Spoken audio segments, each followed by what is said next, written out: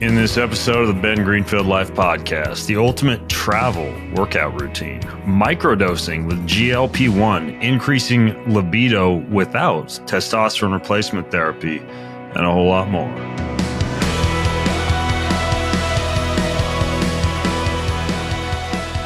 Welcome to today's show, which is apparently brought to you. You guys are always asking me what I'm drinking during the show, and it widely varies. I have zero plan, zero strategy whatsoever. I just go out to the mini fridge in my garage and grab whatever the spirit is hankering me to grab. Today it's Opora.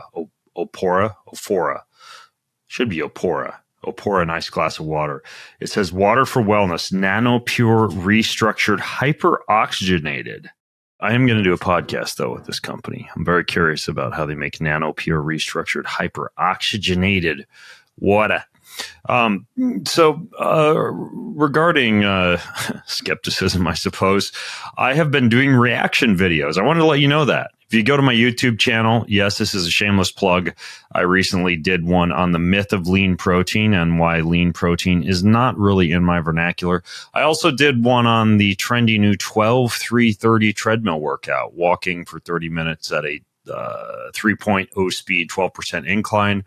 I also did a video on what happens when big food companies buy health food companies, like how Pepsi just bought Siete for like 1.3 billion dollars. So anyways, all those are on YouTube. I'll link to them too in the show notes, which are going to be at bengreenfieldlife.com/481 today. And today, man, I guess I have one news flash for you, but the rest of everything else is all Q&As. It's all Q&As. You guys wrote in with some fantastic questions, and heck, I think I'm just going to start off by replying to your questions and answers.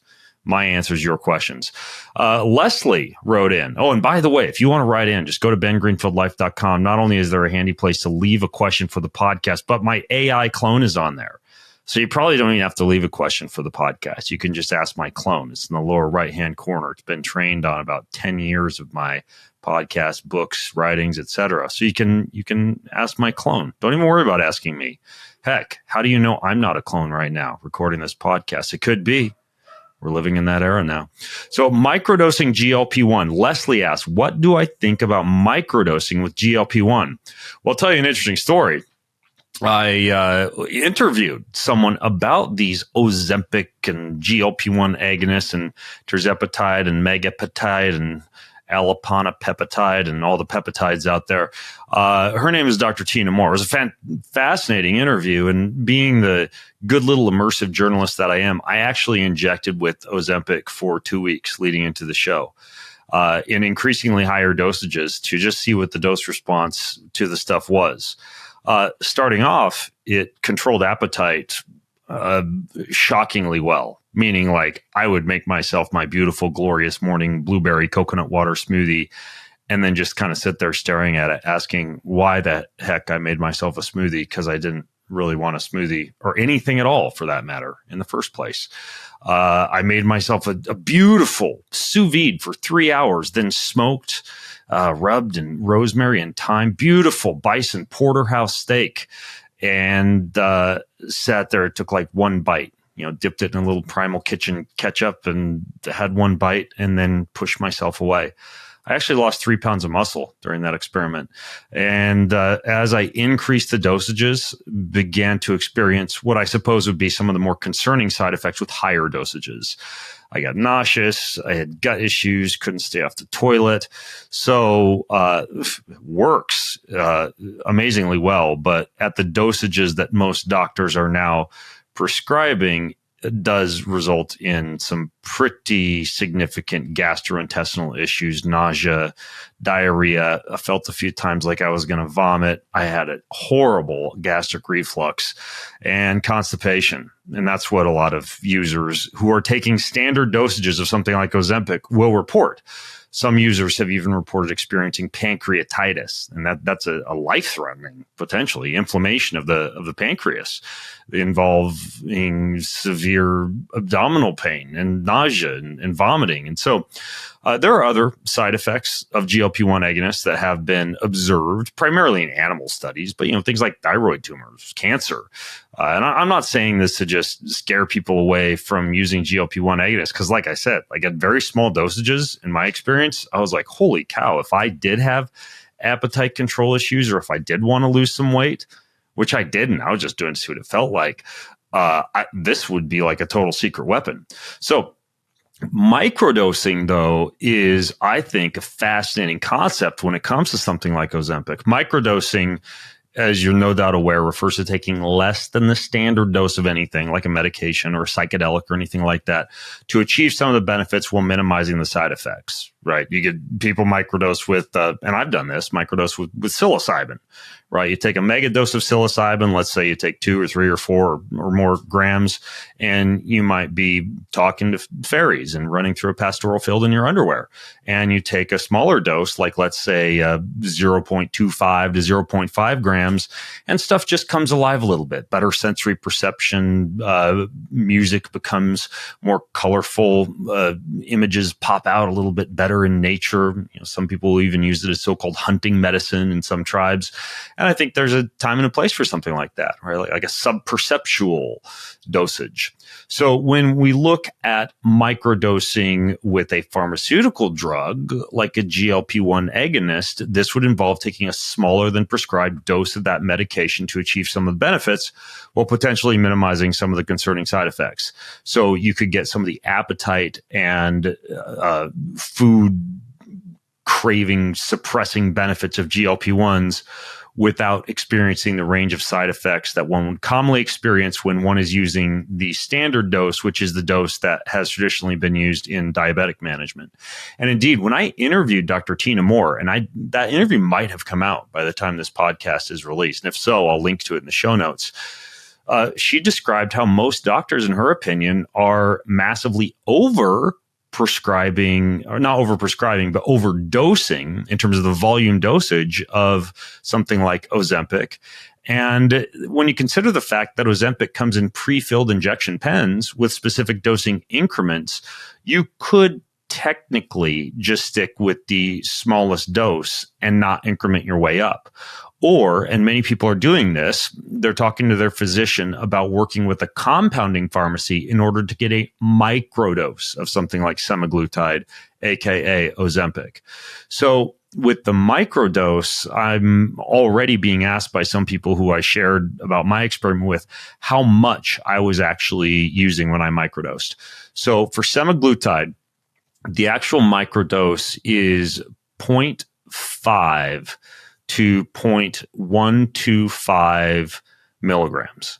Okay, so this is a very, very small amount, meaning that for 50, well, let's use a little bit friendlier language here, micrograms. Okay, so I was taking 50 micrograms, and that was the microdosing amount I used that worked fantastically with no side effects. 50 micrograms meant that with a full insulin syringe, I was pulling my peptide, my semaglutide, because I was using the peptide version, back to the 3 tick mark, right? So 3/100ths of what appears on the insulin syringe, almost a barely perceptible amount if you were looking at it visually. And that's all that it took. I mean, that's how potent this stuff is.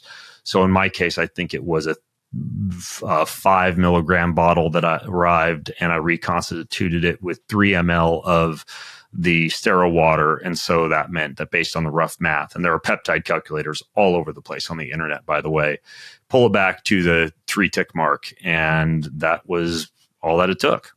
And the levels that you would take for a microdose are going to vary from GLP-1 to GLP-1. Like there's another one called tirzepatide. For tirzepatide, it'd be an extra decimal point. It's actually 500 micrograms. And in a case like that, same dosage mixing ratios, you'd pull the syringe back to the 30 tick mark instead of the 3 tick mark. I'm not a doctor. I don't want any of this to be misconstrued as medical advice, but that was what I did. And those were the effects that I noted. So Dr. Tina Moore, she's actually pretty fascinating. I would visit her website. She even has a whole article about microdosing with GLP-1s, TYNA, and listen to my podcast interview with her. It was fascinating. And of course, after finishing that episode, I quit using GLP-1s again, because I don't I need to lose weight like I need another hole in the head. It's hard for me to keep weight on. Like I got to eat like 4,000 calories a day to maintain weight. I have a screaming high metabolism. I got a bunch of leftover muscle from my bodybuilding days. I walk all over the place and barely drive my car at all. I'm not a candidate for a GLP-1. However, she even got in our podcast into the idea that there are a multitude of beneficial side effects that go beyond just weight loss, things like lipid management. I believe she discussed blood pressure management. There's blood sugar management, et cetera. One other very interesting thing that I noted, by the way, anecdotally, was that I had very low blood sugar. No surprises here because I wasn't eating that much, but I didn't have a lot of the symptoms of low blood sugar, which I thought was interesting. Like normally, if my blood sugar, and I wear a continuous blood glucose monitor to track this, we're at like 50 to 60, I wouldn't be able to sleep. I would just wake up hungry. But when I was using the microdose, and obviously as I went along, larger doses of Ozempic, I was sleeping all night long just fine with blood sugar between about 50 and 60. And I'm not arguing that hypoglycemia to that extent is a good thing, but I did think it was interesting that what would normally cause me a lot of issues from an energetic standpoint wasn't really causing any issues. So anyways, there you have it. And there are my brief thoughts on microdosing with GLP-1. Leslie, great question. Jeremy says, Ben, I have followed you for at least the last 10 years. My apologies to you and your family, Jeremy. Hopefully you haven't gotten bored of me in the past decade. I think it's wonderful what you provide for free to help people out.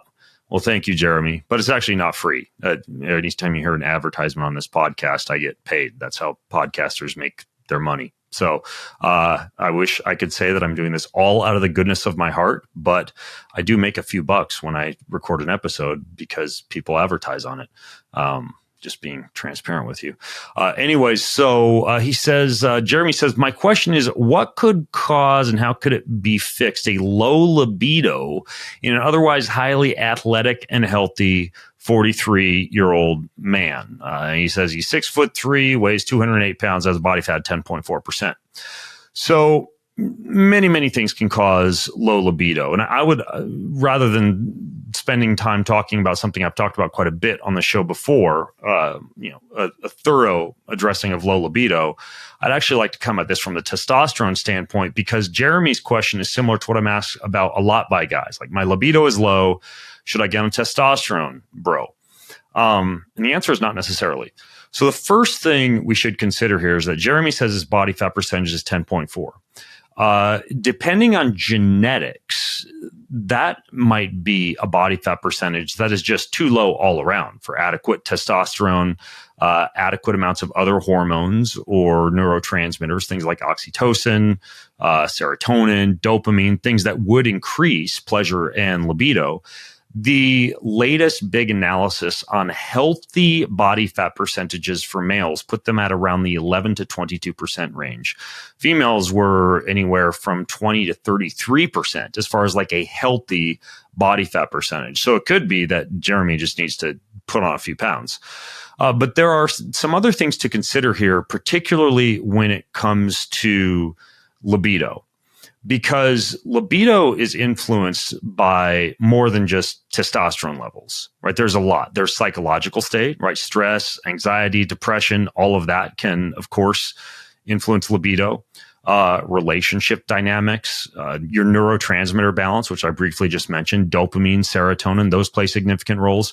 So just boosting your testosterone levels, that's really not, contrary to popular belief, going to necessarily address the root cause of reduced libido, right? When somebody tells me they have low libido, I look at this a little bit more from a standpoint of how much stress are you under, work stress or relationship stress or other lifestyle stress?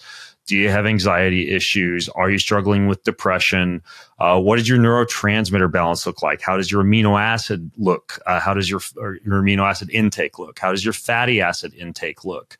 Have you gotten a blood test to see if there are any imbalances in any of these variables?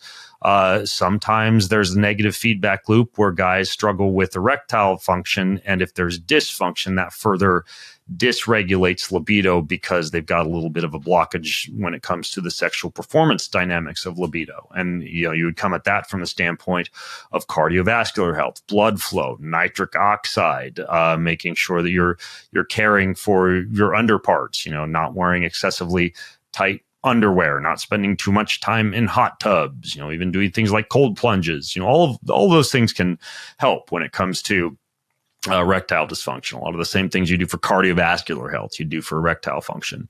But here's the thing with testosterone. Once your testosterone levels reach a certain threshold, more testosterone doesn't necessarily translate to higher libido or higher sexual performance. As a matter of fact, research has shown that men with normal baseline testosterone levels that fall within reference ranges often experience no significant increase in libido if they were to go to supraphysiological testosterone levels by using TRT or some type of herbal remedy to increase testosterone. So the other interesting thing is that testosterone, if it is overdosed or improperly dosed, can even be converted to excess levels of estradiol, which is a form of estrogen. And improper management of that can lead to reduced libido. So, kind of paradoxical, but if you're on testosterone replacement therapy, sometimes if it's getting over aromatized into estrogen, it can reduce your libido.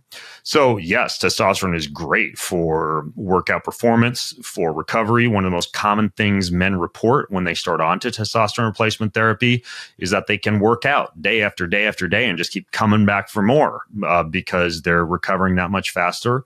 And that's honestly something you got to be careful with. Sometimes you get on TRT and you can get injured because you're training and able to train and motivated to train so much more. But I would say that before looking into something like testosterone therapy, even though it is something you should test if you have low libido, there are other things that can effectively enhance libido when we look at biohacks or supplements or peptides or lifestyle factors. So I'm going to share a few of my more potent tips with you for increasing libido, Jeremy. And while you can, of course, apologize to your significant other for having to deal with 10 years of this podcast, hopefully you won't have to apologize to them for this bit of advice.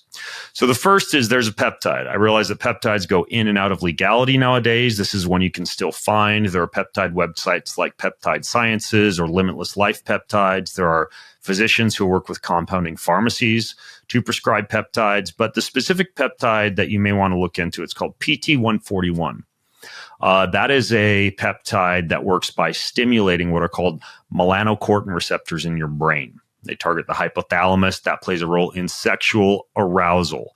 So unlike medications like, say, Viagra, that would act on your vascular system to increase nitric oxide or decrease the rate at which nitric oxide would be broken down, PT141 affects your central nervous system, increasing sexual desire in both males and females, by the way, without necessarily influencing testosterone levels. And clinical trials in both men and women have shown that PT141, the peptide PT141, significantly enhances libido and sexual satisfaction. As a matter of fact, there's one very interesting study in women with what's called hypoactive sexual desire disorder. I think that name kind of speaks for itself. HSDD, hypoactive, underactive sexual desire. It improved arousal, desire, and orgasmic quality in those women. And in men, it's been found to not only increase libido, but also improve erectile function. So again, that one is called PT141, also goes by the name bremelanotide. So that is a pretty potent and powerful one that you can look into, PT141. Another one would be L-citrulline. There's one powder packet. It's called Joy Mode. And it contains an amino acid that boosts nitric oxide production. You'll also find L-citrulline in a lot of pre-workout formulas. It improves blood flow to your entire body, including, like Viagra does, to genital tissues without necessarily requiring you to have a prescription for a little blue pill or going to a fringe online pharmacy to find a generic form of Viagra. So L-citrulline has been shown to enhance sexual performance and can indirectly increase libido by improving sexual satisfaction. Kind of like that positive feedback loop. You're having great sex, so your libido goes up. A lot of us have experienced that. One study in men with mild erectile dysfunction found that L-citrulline supplementation significantly improved erection hardness, but also frequency of intercourse. And that is probably because men who were taking it enjoyed sex more. And again, that can create this positive feedback loop of higher libido. Maca root. Maca root is another one. Maca root is something that can enhance both libido and fertility. It also supports adrenal function. It's a very potent adaptogenic herb. A lot of people don't like the taste of it. There are many coffee mixes, et cetera, that are using maca as like a coffee mix or tea mix alternative. But studies on humans have shown that maca can enhance sexual desire in both men and women. There was one placebo-controlled study that showed that maca improved libido in men with erectile dysfunction. And they also did another study on men who had antidepressant-induced sexual dysfunction. That's probably something I should have mentioned when I was discussing reasons people have low libido. But if you're on an SSRI, because that does, as the name implies, inhibit the reuptake of serotonin, it can decrease libido. And maca seems to help if you're on an SSRI and have SSRI-induced low libido. So that's interesting. Again, don't take that as medical advice. I'm not a doctor. I know I keep saying that. But maca root would be another.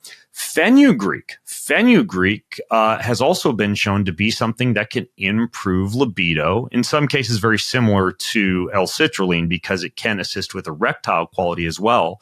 But they had one study in healthy men that showed that fenugreek supplementation significantly improves libido and overall sexual satisfaction compared to a placebo. And there is a small amount of research indicating that it may do similarly in women. Yohimbine. Yohimbine is an extract from the bark of the yohimbe tree, and it works by increasing norepinephrine levels, and that in turn can improve blood flow and sexual arousal. It acts as what's called an alpha-2 adrenergic antagonist. All that means is that it affects the central and the peripheral nervous system in such a way that improves sexual function. And indeed, multiple studies have shown that yohimbine can improve sexual desire and performance, particularly in men with erectile dysfunction. The only downside to yohimbine compared to something like fenugreek or maca or L-citrulline or PT-141 is that because it's a central nervous system stimulant, it can keep you awake. So if you're taking this like on date night, just be aware that you might be up at 2 a.m., staring at the ceiling, thinking about your partner who's in bed next to you, trying to get some sleep.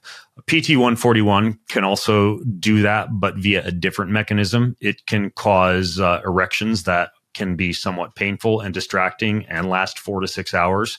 So that also could, of course, impact whatever your wearable is telling you was your sleep quality the next morning. So anyways, though, we don't just have to use supplements or herbs to increase libido. There are some other things that are associated with an increase in libido. Cold therapy.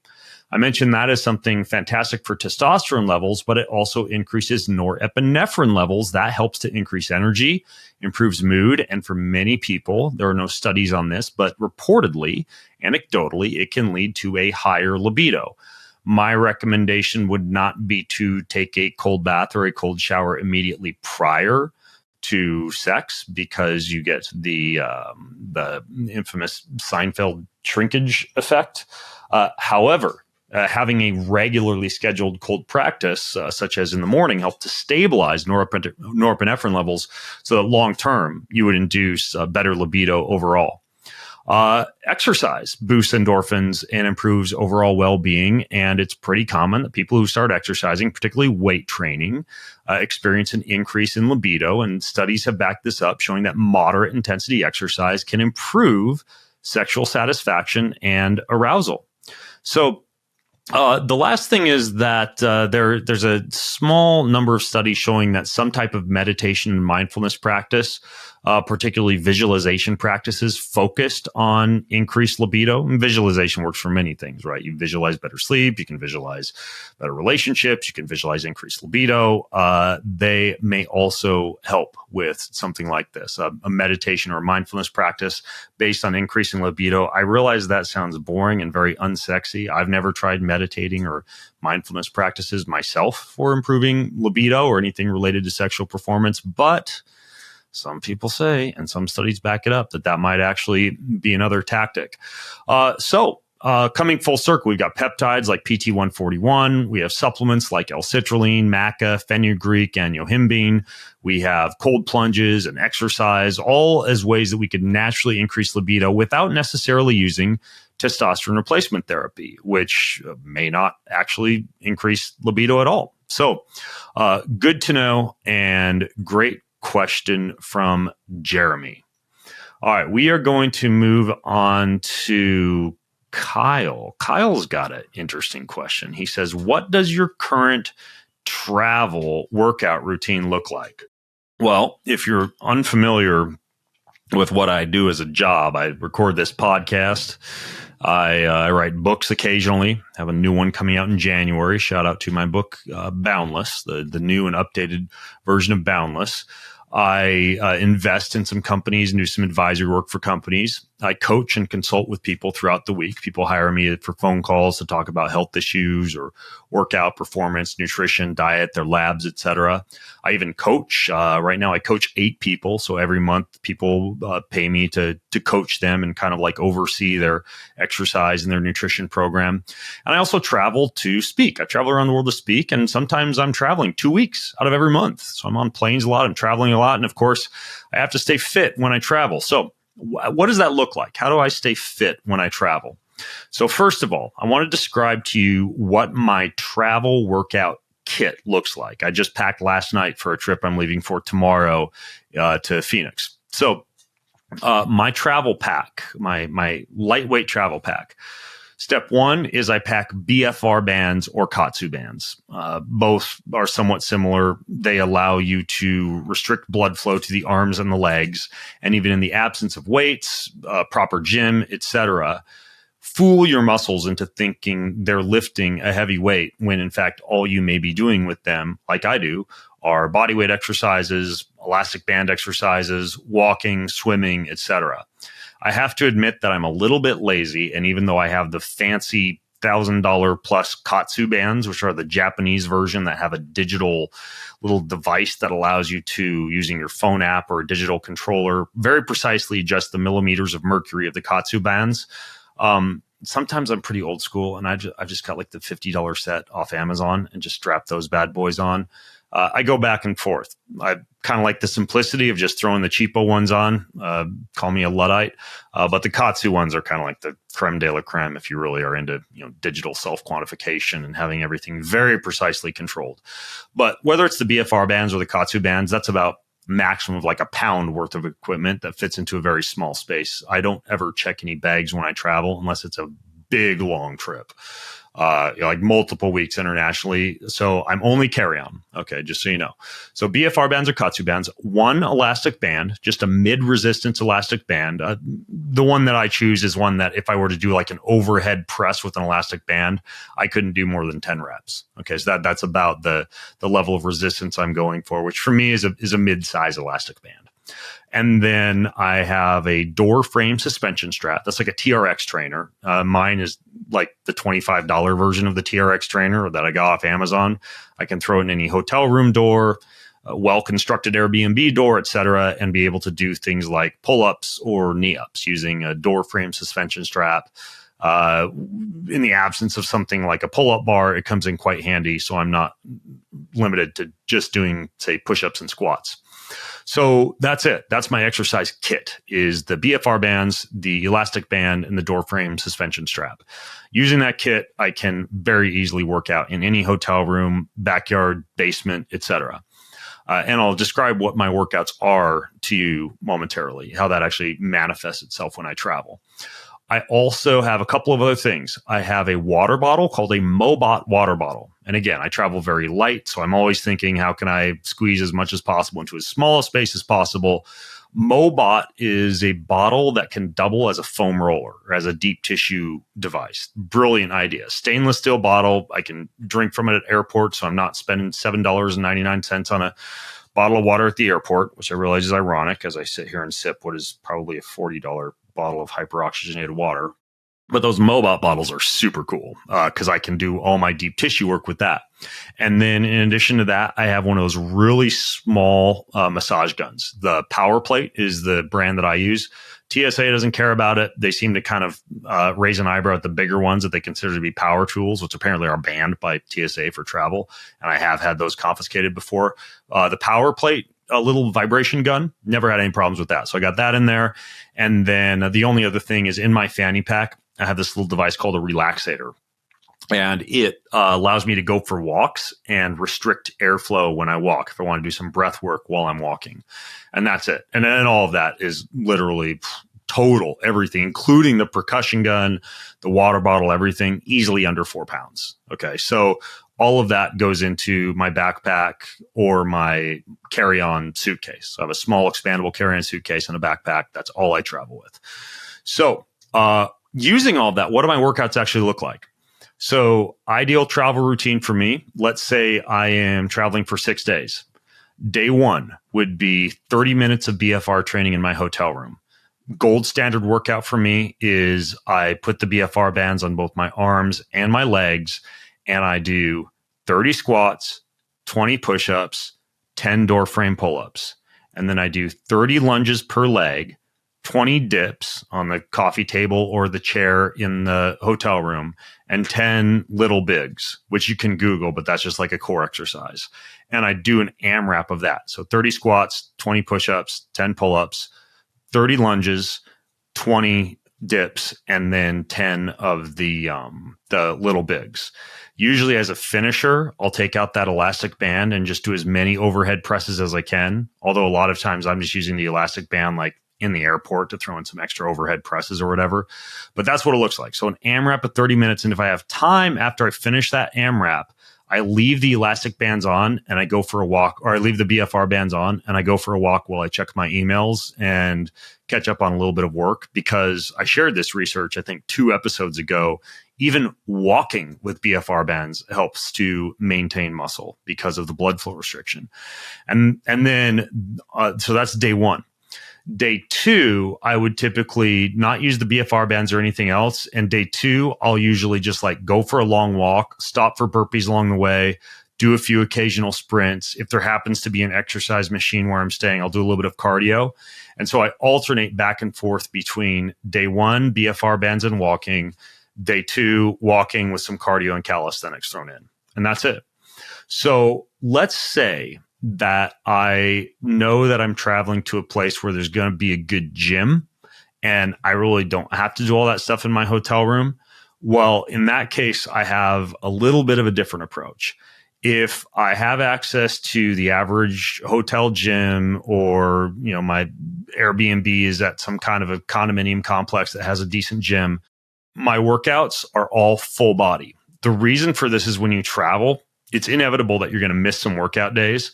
And if you're doing a body part split, let's say you're doing like a, I don't know, push pull leg split, or you're doing a chest, shoulders, day one, back, arms, day two, core, legs, day three type of split. Well, when you travel, it's just hard to not miss days occasionally. Like it might be an airplane day, or the day might have a schedule that's a little bit different for you. And if you miss a body part split day, you miss a day, right? So that means that if you're not doing a full body workout and you miss a day or two, you're missing out on certain body parts just because they're not getting worked. Like if you're doing a push-pull legs routine and you miss legs, well, you've missed legs, right? And so then you're going to be the guy who's pushing and pulling with toothpick legs, or the girl who's pushing and pulling with toothpick legs. So I always do full body. My full body workout, because I'm all about reducing decision-making fatigue and knowing exactly what I'm going to do right when I walk into the gym, is very simple.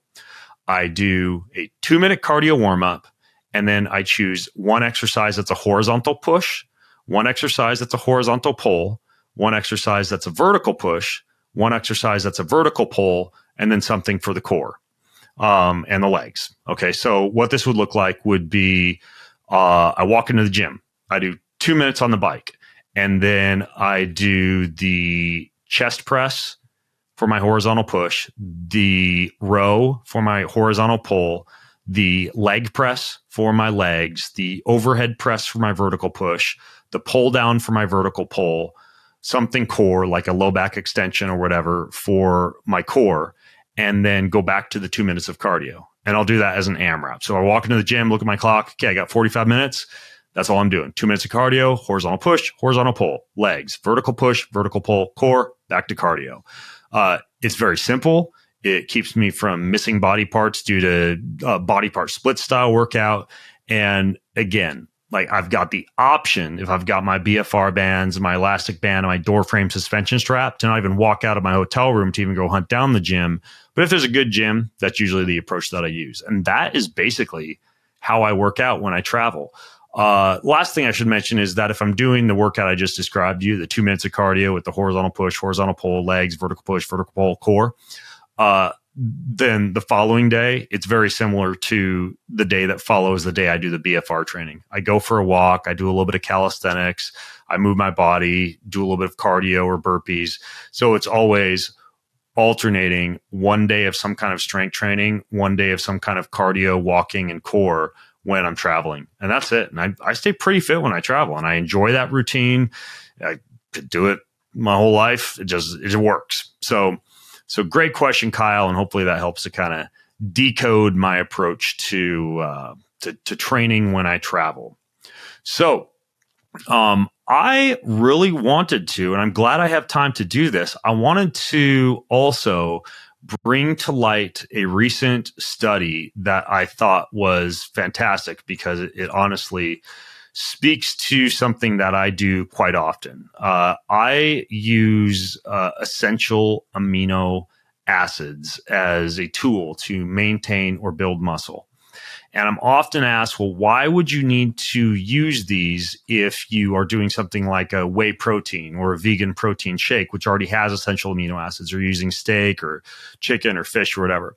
So this most recent study that came out in mid-October 2024 is titled Consuming Whey Protein with Added Essential Amino Acids, Not Carbohydrate, Maintains Post-Exercise Anabolism While Underfed.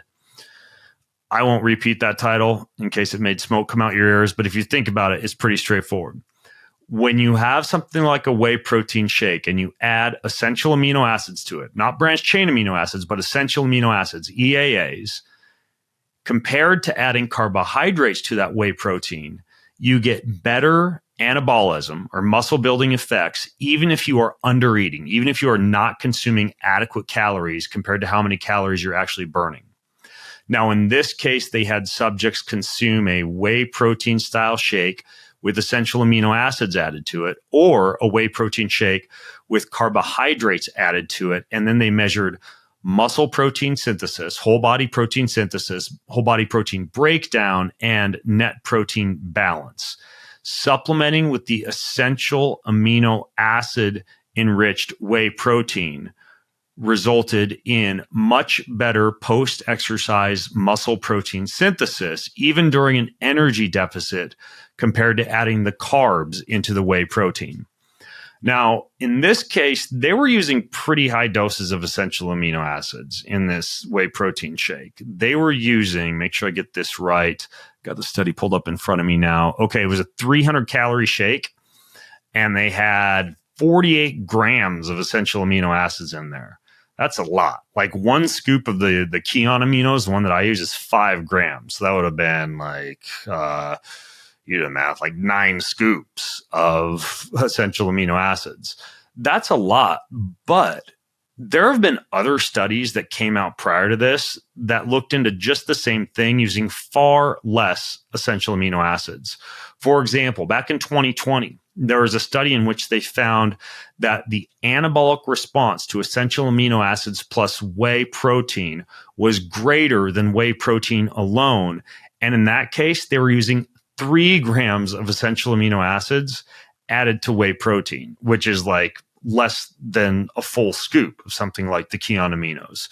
So even a small dose of essential amino acids has an impact at improving muscle protein synthesis compared to not adding amino acids at all to a protein shake.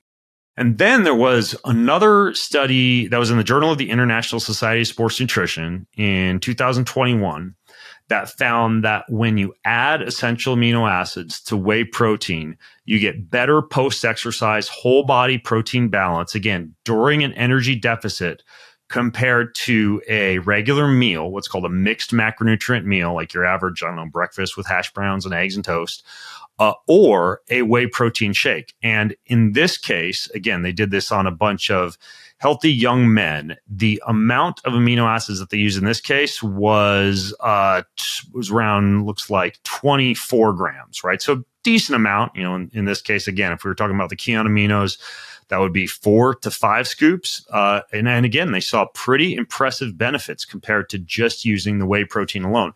So what's the takeaway study here? If you're making a protein shake, and you're trying to build or maintain muscle, it's kind of a no-brainer, better living through science thing to add anywhere from 5 up to 45-ish grams of essential amino acids to the whey protein shake if you want to see much better muscle protein synthesis. And if you want to know more about just the whole science of essential amino acids and how these work, Angelo Keeley, who is the CEO of Kion, he was recently interviewed on the Mind Pump podcast, and they talked for like an hour and a half about a ton of really interesting data on why essential amino acids are like a Swiss Army knife, like a secret weapon when it comes to fitness. So that would be a good one to listen to. The Mind Pump guys are friends of mine. They're great dudes, very entertaining podcast hosts, way more entertaining than me. And I'll put a link to that episode at bengreenfieldlife.com/481. So that is going to just about wrap up today's show. But of course, if you have questions, comments, or feedback, you can go to bengreenfieldlife.com/481 and leave your thoughts there. I always love to hear your guys' questions. And so everything that I talked about in today's show about different peptides and microdosing with Ozempic and my workout travel pack, I'll put links to all that stuff in the show notes as well. So I hope this has been helpful for you. Thank you so much for listening in. I'm Ben Greenfield signing out. Have an incredible week. Do you want free access to comprehensive show notes, my weekly roundup newsletter, cutting edge research and articles, top recommendations from me for everything that you need to hack your life, and a whole lot more? Check out bengreenfieldlife.com. It's all there. bengreenfieldlife.com. See you over there. Most of you who listen don't subscribe, like, or rate this show. If you're one of those people who do, then huge thank you. But here's why it's important to subscribe, like, and or rate this show. If you do that, that means we get more eyeballs, we get higher rankings, and the bigger the Ben Greenfield Life show gets, the bigger and better the guests get, and the better the content I'm able to deliver to you. So hit subscribe, leave a ranking, leave a review if you got a little extra time. It means way more than you might think. Thank you so much.